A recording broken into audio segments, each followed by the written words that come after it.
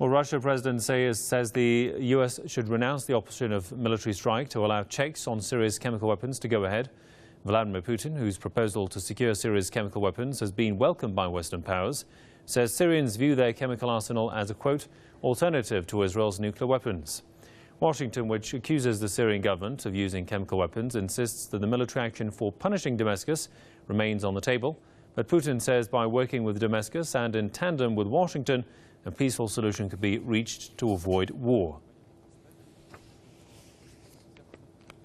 From Washington, I'm joined by James Jutras, former U.S. Senate foreign policy analyst. Welcome to the program. So, Mr. Jutras, first of all, President Putin has called on the U.S. to renounce the use of force against Syria. How do you expect Washington to respond? I don't think they will take him up on that offer. At least I don't think the administration will renounce the threat of force.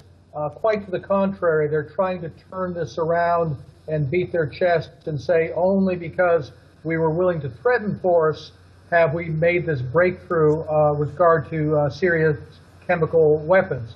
However, I think the vast majority of the American people, and certainly the large majority of Congress, I think both houses, are very pleased that this attack seems to be off the table for right now, and I think it would be a mistake for them to move forward with an authorization for military action. Well, Putin says Syrians see their chemical weapons as an alternative to Israel's nuclear arms. I mean, how do you see the Israeli factor here and the balance of power in the region?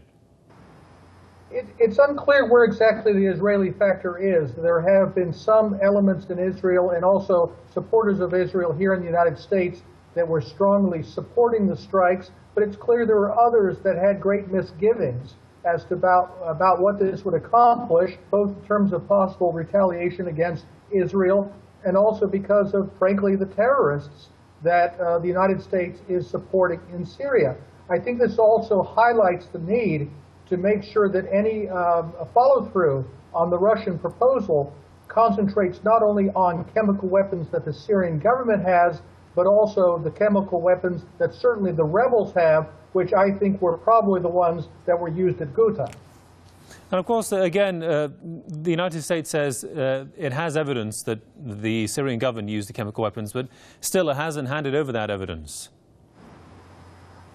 That's right, and this is in contrast to the kind of evidence the Russians have handed over to the UN.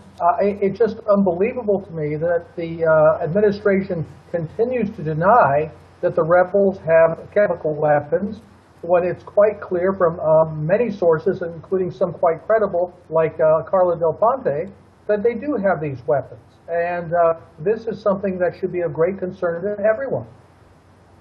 All right, we'll leave it there for the time being. Many thanks to James Jutras, former U.S. Senate foreign policy analyst from Washington. Thanks for your time there, sir.